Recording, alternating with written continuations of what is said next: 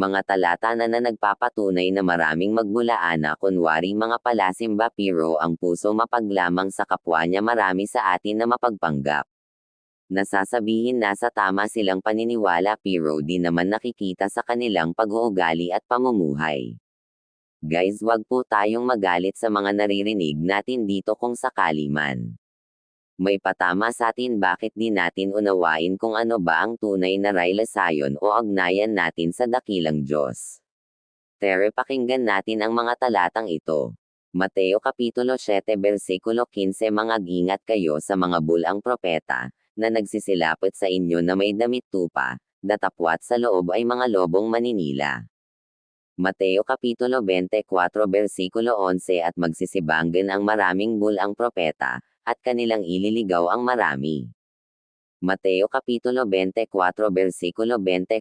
Sapagkat may magsisilitaw na mga bulang Kristo, at mga bulang propeta, at mga agpapakita ng mga dakilang tanda at mga kababalaghan, ano pat ililigaw, kung maaari, pati ng mga hirang.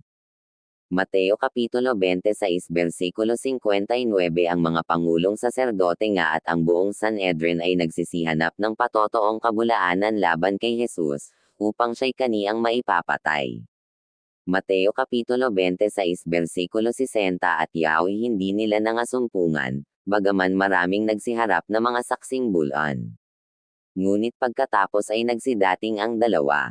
Marcos Kapitulo 13 versikulo 22. Sapagkat may magsisilitaw na mga bulang Kristo at mga bulang propeta, at mga agpapakita ng mga tanda at mga kababalaghan, upang mailigaw nila, kung mangyayari, ang mga hirang. Lucas Kapitulo 6 versikulo 26. Aba ninyo, pagka ang lahat ng mga tao ay mangagsalita ng magaling tungkol sa inyo. Sapagkat sa gayon ding paraan ang ginawa ng kanilang mga magulang sa mga bulang propeta. Mga Gawa Kapitulo 13 versikulo 6. At ng kanilang matahak na ang buong pulo hanggang sa Paphos, ay nakasumpong sila ng isang manggagawi, bulang propeta, Hudyo, na ang kanyang pangalan ay Bar Jesus. Unang mga taga-Korinto Kapitulo 15 versikulo 15. Oo, at kami ay nasusumpungang mga saksing bulan tungkol sa Diyos, sapagkat aming sinasaksihan tungkol sa Diyos, na kanyang muling binuhay si Kristo, na hindi siyang muling nabuhay, kung tunay nga ang mga patay ay hindi muling binubuhay. Ikalawang mga taga-Korinto Kapitulo 11 versikulo 13. Sapagkat ang mga gayong tao ay mga bulang apostol, mga magdarayang manggagawa, na nangagpapakunwering mga apostol ni Kristo.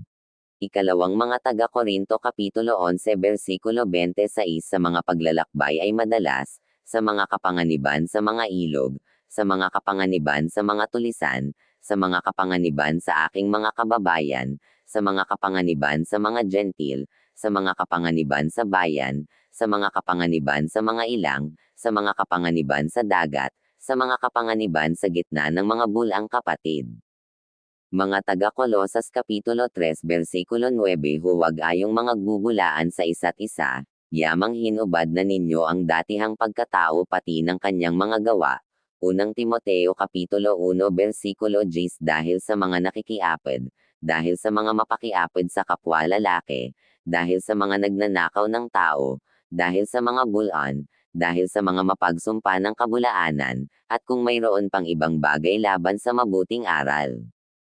Mga Hebreo Kapitulo 6 versikulo 18. Upang sa dalawang bagay na di mababago, na di ay di maaaring ang Diyos ay magbulaan, ay mangagkaroon tayo ng isang matibay na kasiglahan, tayong nangagsitakas na sumakanlong upang manggapit sa pag-asang nalalagay sa ating unahan.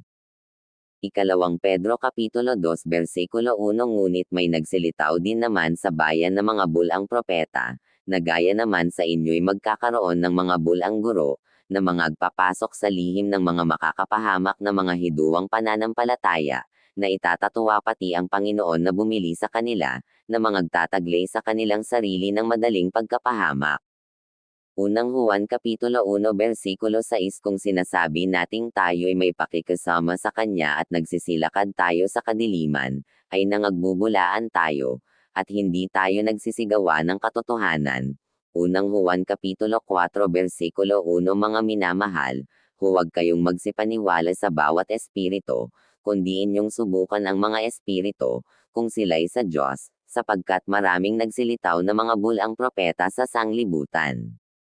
Pahayag Kapitulo 2 Versikulo 2 Nalalaman ko ang iyong mga gawa, at ang iyong pagpapagal at pagtitiis, at hindi mo matiis ang masasamang tao, at sinubak mo ang mga nagpapanggap na apostol, at sila'y hindi gayon, at nasumpungan mo silang pawang bulan.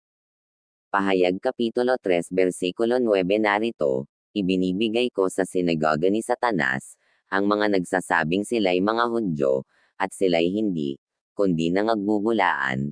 Narito, sila'y aking papapariyanan at pasasambahin sa harap ng iyong mga paa, at nang maalamang ikaw ay aking inibig.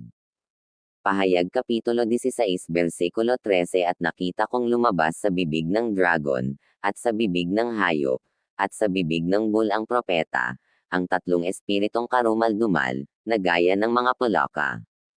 Pahayag Kapitulo 19 Versikulo 20 At sinunggaban ang hayop, at kasama niya ang bulang propeta na gumawa ng mga tanda sa harapan nito, na siyang ipinangday sa mga nagsitanggap ng tanda ng hayop at sa mga sumambo sa larawan nito. Ang dalawang ito ay inihagis na buhay sa dagat-dagatang apoy na nagliliyab sa asupra.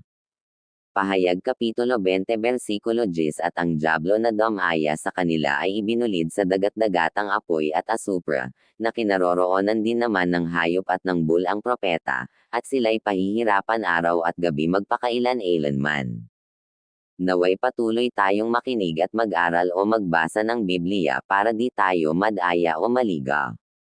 Dapat tayo mismo ang makatuklas o makaalam ano ba ang aking ginagawa na kalulugod ba sa paningin ng Diyos ang ating pagsunod. Dapat ramdam natin ang presensya ng dakilang Diyos at dapat sa atin din mga buhay nakikita ang tunay na pagbabago una sa lahat ugali para tayo maging kalugod-lugod. Sa paningin ng Diyos, naway nagbigay linaw at paalaala ito sa atin para maitama natin ang mga mali natin. Yan po sana napulutan ng aral ang mga ito. Guys, maraming salamat po sa pakikinig. Naway gabayan po tayo nagdakilang Diyos. Pagpalain po tayo ng Diyos. Guys, pa-support naman po, pa-subscribe at papindon na din nag-button bell para update kayo sa susunod na upload ko. Pa-like, share na din. God bless you all.